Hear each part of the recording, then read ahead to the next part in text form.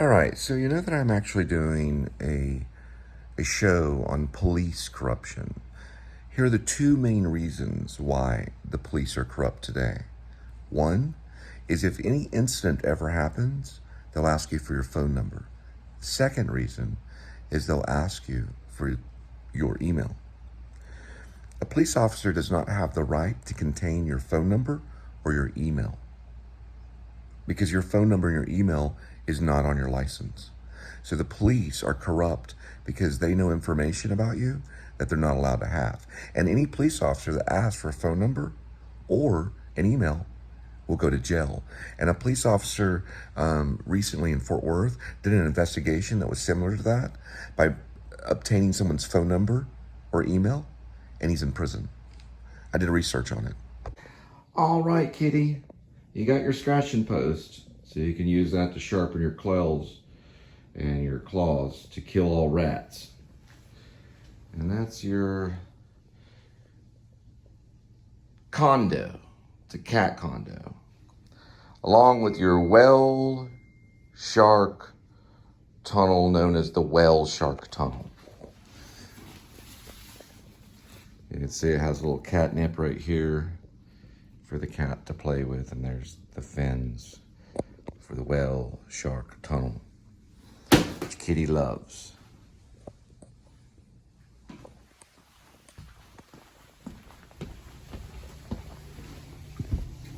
You about ready, sweetie?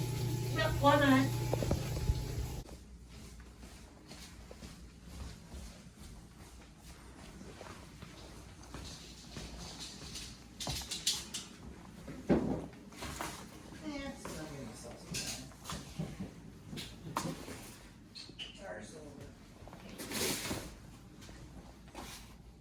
Do you know what happened to the other sandal?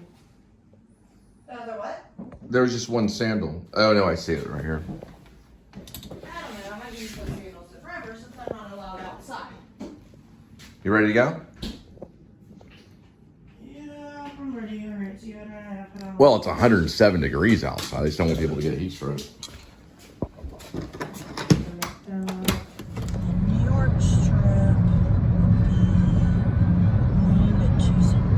A porterhouse has a strip fillet. It's buttery and it melts in your mouth. Then you go to the roadkill, which is chopsticks smothered with sauteed onions, sauteed mushrooms, and jack cheese. Woo! If you want some rice for the day, let's have a peppercorn sauce.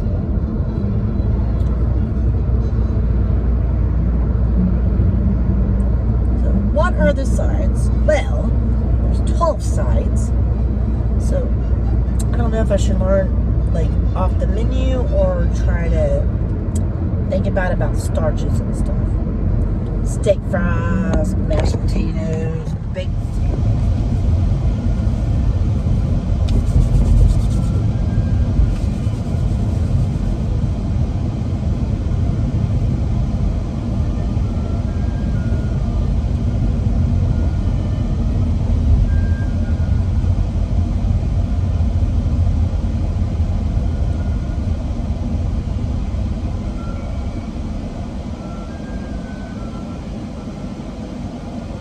Baked bread and honey cinnamon butter.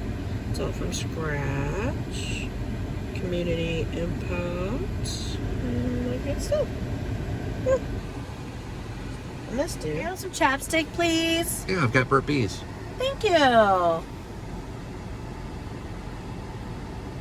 There you go. Awesome. Thank you.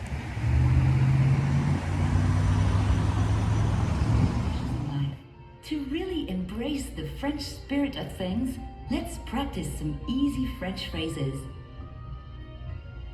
Yes, oui. No, non. Yes, please. S'il vous plaît.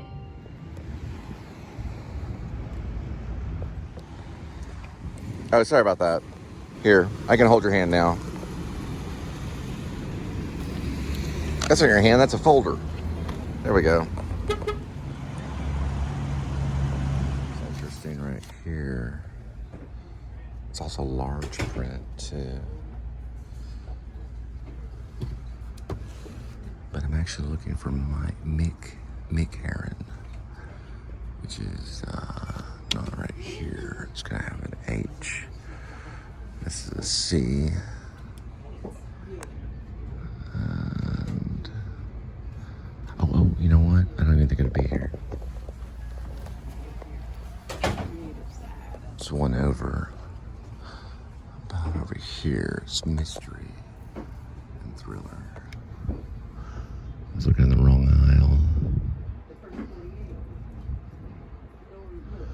Cool, his last name is kind of cool right there. See if I can find him.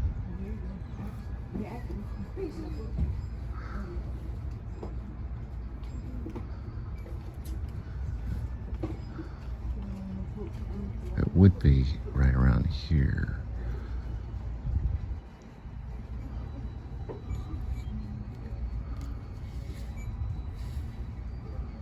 That's an O right there. It should be, I think, an E. So it'd be H-E.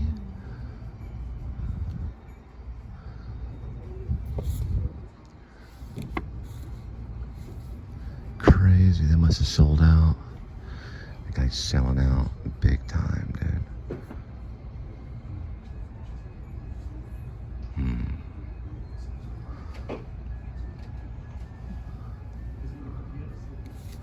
Ideally, it would be probably like right here. They must have completely sold out of his books.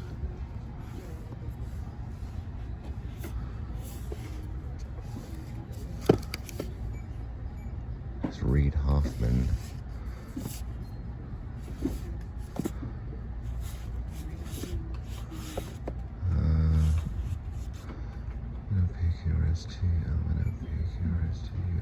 Yeah, you would be closer to here. No, actually, he's H-E. I forgot H-E-R-R-O-N. I get kind of mixed up. This still goes to H-O, so maybe in the wrong area. Or actually, H-O. H-O would be, it would be in a different area, but they moved it.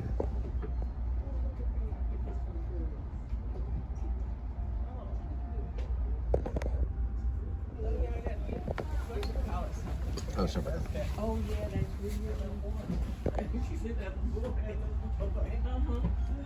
Yeah, like this, the G here.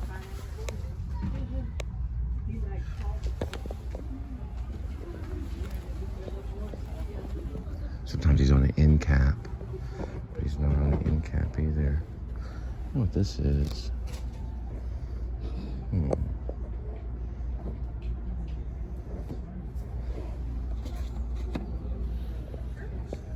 There's all types of good writers here. They just don't have any Mick Heron. You know, they had one last time. I guess maybe they sold it. I could look under end caps and see.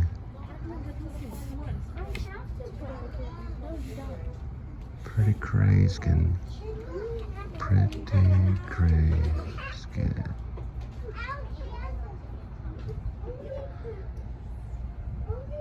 This is the first time I've ever been in here. I didn't have it.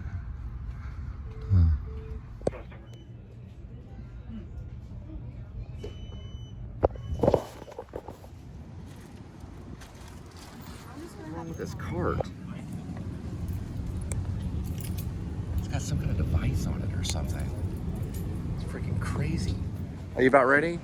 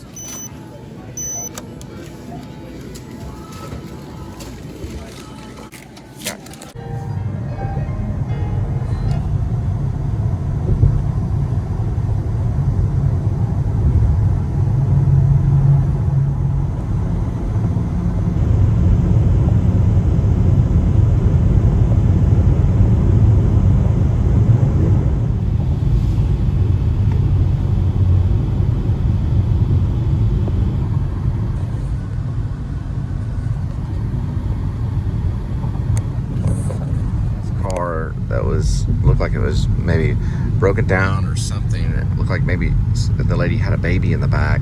So it's not too hot, but it's about 94 degrees.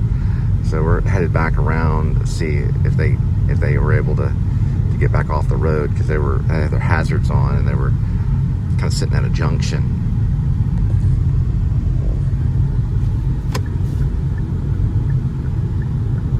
You remember, was it up this way?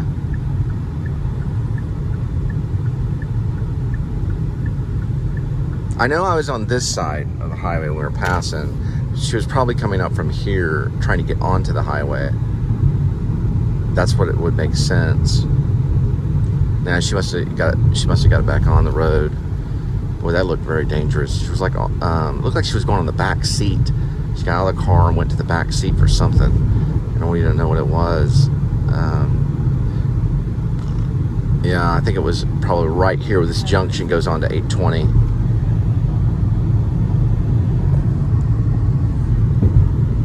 North. Yeah, she was right here. That's probably where she pulled over. That's not a good spot to do that. This is like right there. And that area right there. That median area right there. That must have been where she was. Oh well. I guess she's okay now. Seems like everybody's on vacation. When's the last time you had a vacation? Mine was 13 years ago. And before that was 13 years ago before that. Non-paid, of course. Must be nice being a manager and having a paid vacation. You know, can't even get a job right now because everybody's on vacation. Ugh.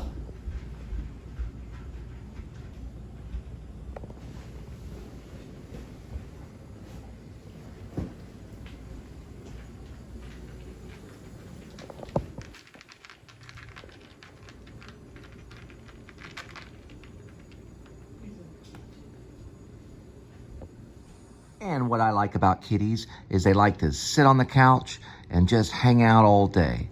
Look at those whiskers and look at that nose. Look how the black and white mix together. That's why they're called a tuxedo cat. They're a domestic short hair cat. Look at those green eyes. That's a pretty cat. His name's Edmund Tuxedo Cassavetes. Why did I name him that? Well, Edmund's the name of a children's story cat. Well, it's not the name of the children's story. The real name of the children's story is Mid-City Boulevard Squirrels. But in the story, the cat's name is Edmund. He's a farmer's cat. And that's who he is. He's Edmund Tuxedo Cassavetes. He is the farmer's cat in my children's story because I'm also a writer. Look at this coat right here. Look at this paw. Look how beautiful this paw is. Then he likes to bite. Look, he's biting my finger right now. Look at that kitty. Isn't that cute? Now look at all of this in this coat, this nice clean coat. You know what that is? That's Sheba. The name of the cat food is Sheba. That's a sheen cat right there with a nice sheen fur. He's flipping out. Kitty, look at that kitty.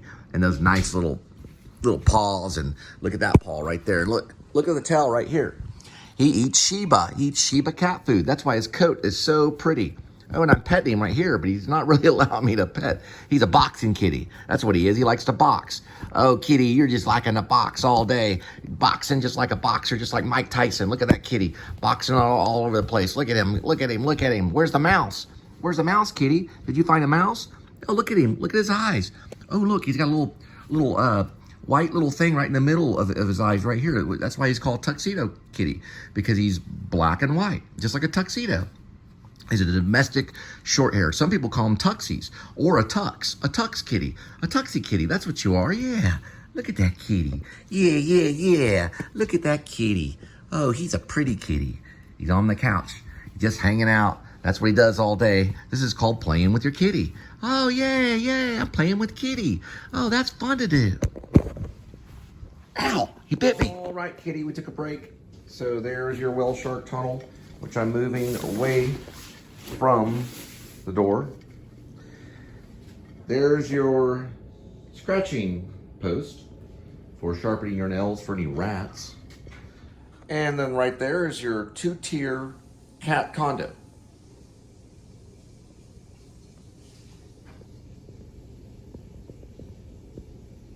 Did you gain that? Halfway? Maybe a little bit? Did it seep into your ear? Did you hear any of that at all, Kitty? What I was talking about? So enjoy the comfortable couch. I don't want to interrupt your 18th hour of sleeping of your 20-hour sleep schedule. And we'll be back later. Cats sleep about 20 hours a day.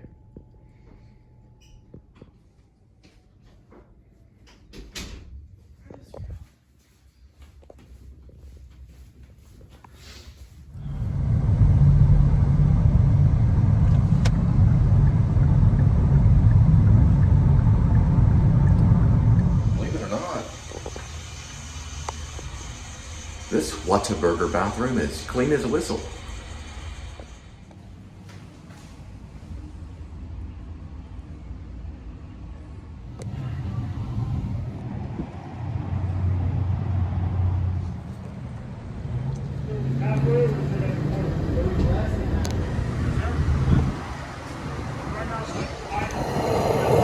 I have this church pen right here for my church. There you go.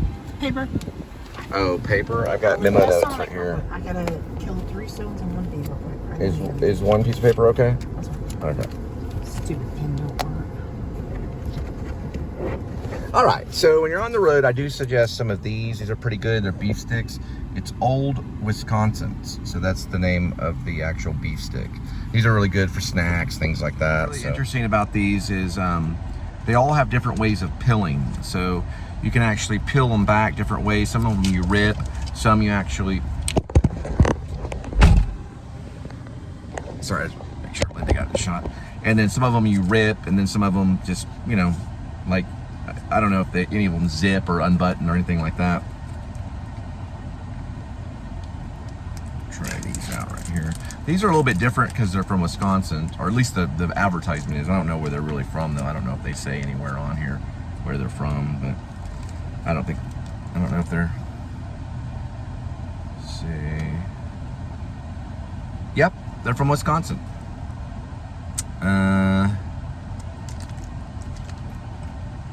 Yeah, for a Yankee stick, that's pretty good. It's not bad.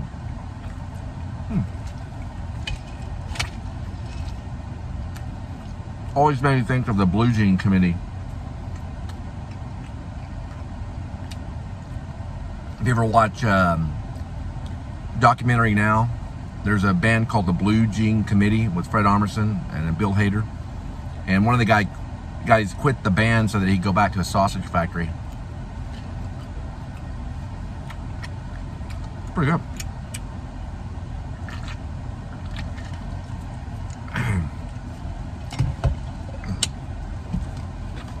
Feel bad how much damage I did. Mostly got on the vest, I think. Oh, it got on the seatbelt right here. Cool. Actually, it's dripped right on here on the seatbelt. There is a God.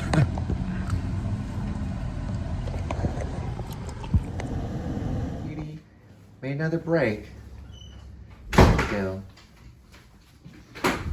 All right. I don't know if that's accurate. It just jumped up to 98 degrees Fahrenheit. 184,490 miles on the speedometer.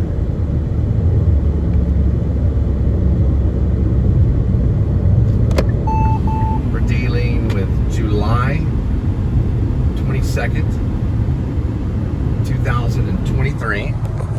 Welcome to the DFW Horizons section of the Please Subscribe show. This show is kind of a show about someone flying by the seat of their pants. Because we have to. I mean, life has gotten crazy after the coronavirus, people trying to get reassimilated in life. People lost everything because of COVID-19. And they're still kind of getting acclimated, and just all different things have changed since then. But that's what happened also with September 11th too. Back in 2001, September 11th, everybody lost a lot of, some people lost everything, even their lives. Once you lose your life, it's pretty much everything for this time being. And at least you go in the afterlife, you go to heaven, then you start a whole life of paradise and with the Christ in heaven. And, that's a whole different story. But I'm talking about what's going on now. You sometimes just have to learn to fly by the seat of your pants, Don't know where this show would take me, There's one thing comforting that I have.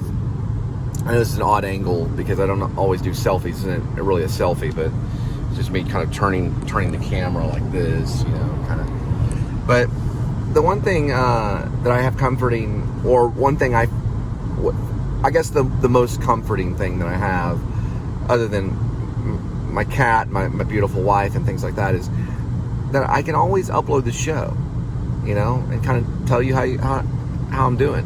One thing I have added in the show is a QR. I don't know if I'll add it here, but I did add it, and I did try it on my television, and it did react to it, so it did take it to the PayPal. The only thing is it takes me to my PayPal app, so hopefully it takes you to my PayPal. So if you take your phone and you put it up to the QR, and I'm in the center, so you can see my photo, and that's my copyrighted photo of a lady that took that acting headshot of me when I was in Hollywood. She was from France, I think Paris, France. She was a photographer. Well, that black and white photo is in the center of the QR. So whenever you take the phone, it just act like you're like taking a photo kind of. You put the camera up there, the photo, and then you hold it up there, and it'll turn a little blocky box, a little kind of square box. You just press on that box, it'll take you right to my PayPal. You can give whatever you want, even if it's even if it's a couple dollars, whatever. It's fine with me. You don't have to give a whole lot. Just I buy coffee, let me know you're there. It's just kind of like, if you gave a couple, $2 or $3, it lets me know that you're there and you're listening. Because I know eventually after we get more subscribers, I'm not going to have to ask for that. I'm not going to have to ask for as much funding because of how YouTube works. So I'll probably find other ways to get funding. But for right now, it does help. I can get a tall glass of coffee, or or whatever. I guess it's a cup of coffee, a tall cup of coffee. I guess you could drink coffee in a glass. It'd be kind of weird, but a tall cup of coffee, or I call it a cup of Joe. And it just made me think that someone out there kind of cares, And also, it's fun to do because it's cashless. You don't have to actually hand me anything, so it's pretty cool. It just goes right to my PayPal. All right. Now I did add something. So I did add buymeacupofcoffee.com. So there's another thing that's in the description. It says like Jonathan, and then it has like, I think, cough or coffee, COF or whatever. You can actually use that too. I haven't used it yet, but if you want to buy me a cup of coffee, you can go to buymeacupofcoffee.com, and it should work as well too. So those are the only two ways if you want to fund. You can buy me a cup of coffee through buymeacupofcoffee.com. That's hard to say. Buy me a cup of coffee through buy me a cup of coffee through buymeacupofcoffee.com. Very hard to say. Or you can just do PayPal. So both of them will be connected to me. All right. And it's July 22nd, and we're on the highway headed to the airport.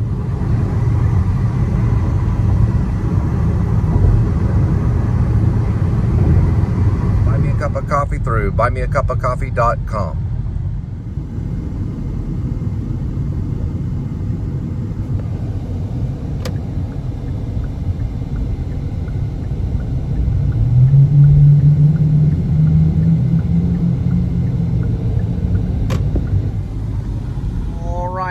My name's Cole Spivey, and I'm listening to David Bowie's Modern Love.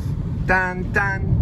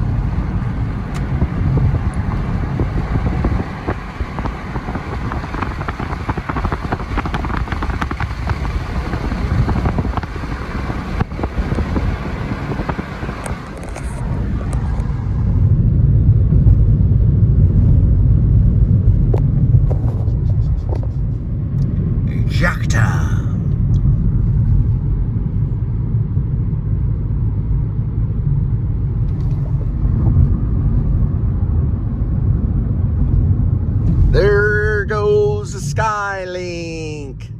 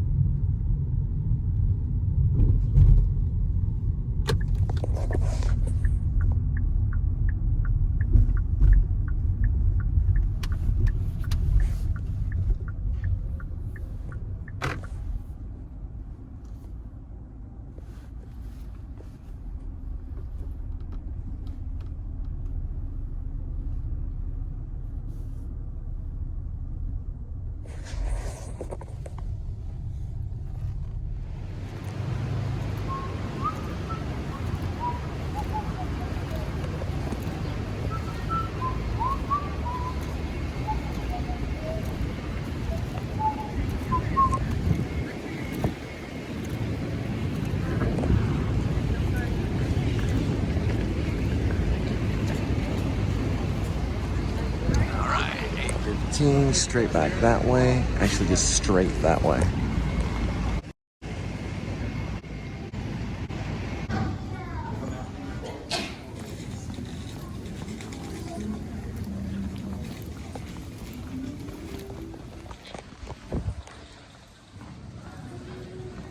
So the new book I'm writing is a revolutionary book about a revolution that uprises within our own country. It's called Dog Night Out because the revolutionaries have dogs.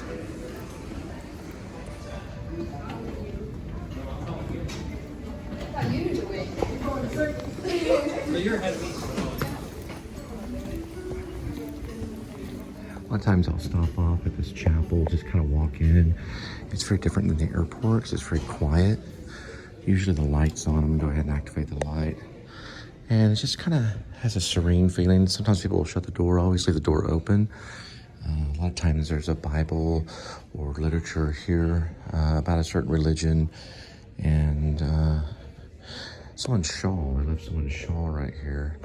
Then they have this information here where you can fill things out and for visiting.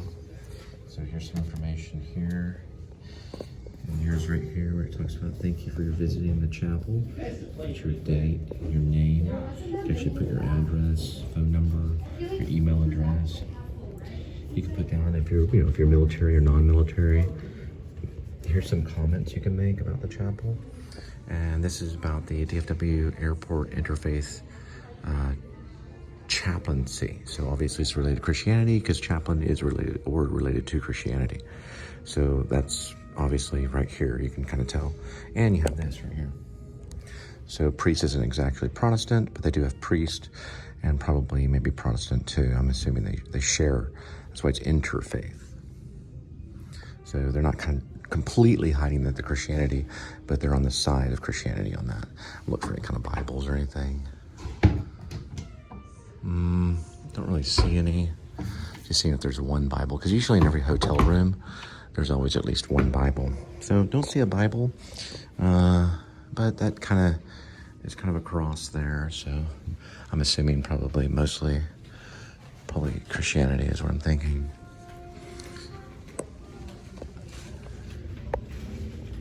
Pretty cool. We'd love to see you again. And if you're from around here, welcome home.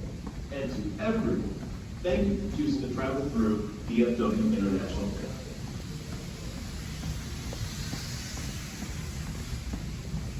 Hello, I'm Fort Worth Mayor Maddie Parker. Welcome to Fort Worth, and thank you for choosing to travel through DFW International Airport. Fort Worth is a city of unexpected sights, sounds, flavors, and many neighborhoods to discover. There's world-class art in our cultural district, an array of contemporary Texas cuisine from Senate. Well, looks like that guy was a professional gambler from Vegas. Pretty cool dude. These are nice little places too, right here. Let's see if I can turn this way.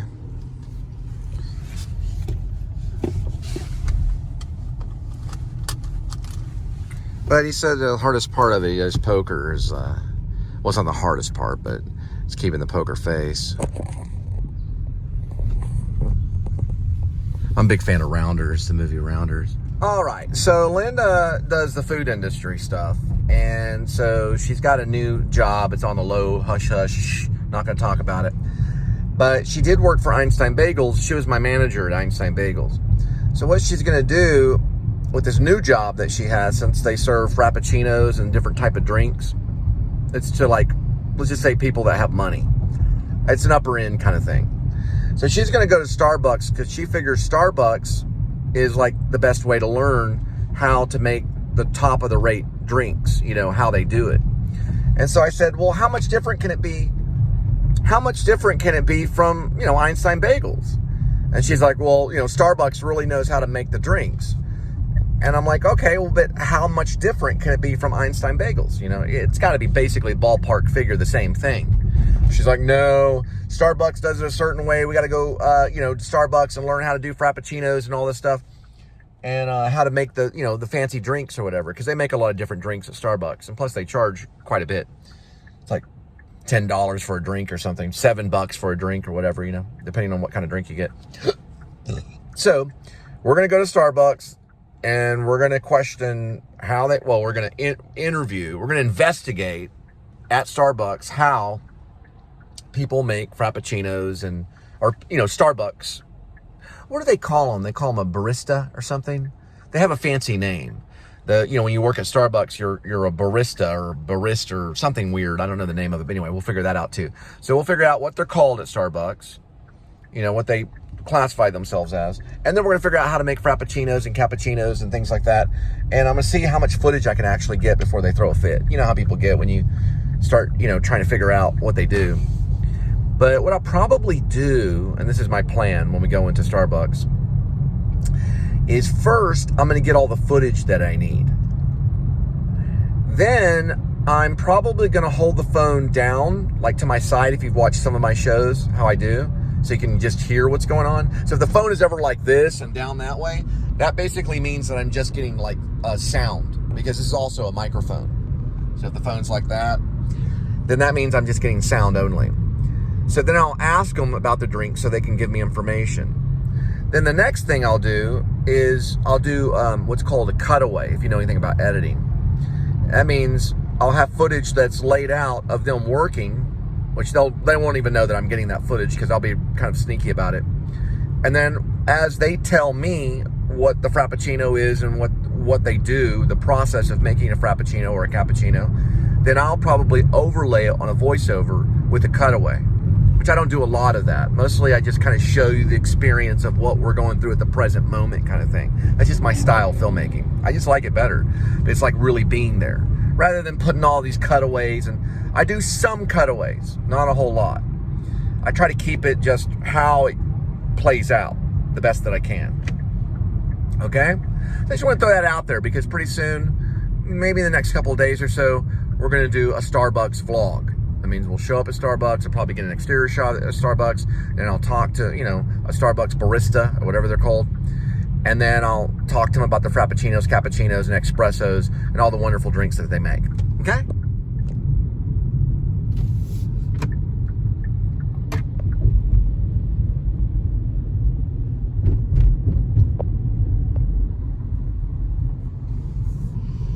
It's right by Stonebriar Mall, off of Gaylord.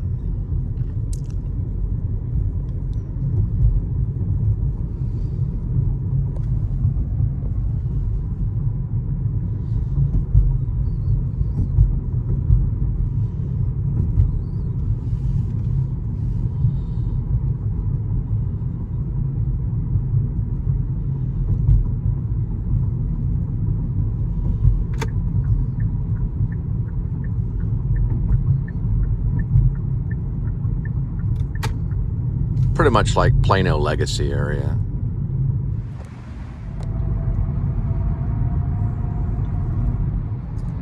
So Rounders is a guy, Mike McDermott. It's played by an actor known as Matt Damon, who's more of he's known as a award-winning screenwriter with Ben Affleck. There's argument whether Ben Affleck or Matt Damon wrote Good Will Hunting. It really doesn't matter, but that's what they used to be known as. Now they're actors. Anyway, Mike McDermott is the character he plays in Rounders, and John Malkovich plays a character that nicknamed KGB. He owes a lot of money, and there's like a love story tied in there with some young girl. He's got to balance the relationship and then try to win in high stakes pokers. A lot of people say he's a reformed gambler, so he was once kind of a high stakes gambler. He became reformed, and then he goes back into high stakes gambling again so they can win the money back and not get killed by the KGB guy, played by John Malkovich. Looks like a pretty good movie. I know I've seen some of it. I mentioned it to this high stakes gambler out in Vegas that I just talked to earlier. I'm taking him back to the Legacies. He said he's seen the movie. He liked it. So the characters in Rounders is Mike McDermott, and then Gretchen Mol plays like his live-in girlfriend he's supposed to be getting a law study. So Mike McDermott's character, Matt Damon, plays him. He's supposed to be like this law student. And he was once a gambler, high-stake gambler of poker. And so he gets cleaned up and reformed and everything. And, well, his buddy, Worm, his character, like a little worm, is released from prison, who is played by Edward Norton. And the KGB guy, who's John Malkovich, he's in a lot of debt with that guy. And so he leaves his studies behind. Gretchen Mol moves out, and he starts getting back into high-stakes poker because Worm talks him into it. I remember seeing it one late night kind of thing. I'll have to watch it again. But anyway, I mentioned Rounders. I have to see who directed it and all that stuff. I think it's Dahl, D-A-H-L is the director. I think John Dahl or something like that. One of the directors. See what else he directed. Yeah, John Dahl, who directed Rounders, he also did a couple episodes of Breaking Bad and did some Roy Donovan, some TV series stuff. He got into television later, pulled off one pretty decent film called Rounders.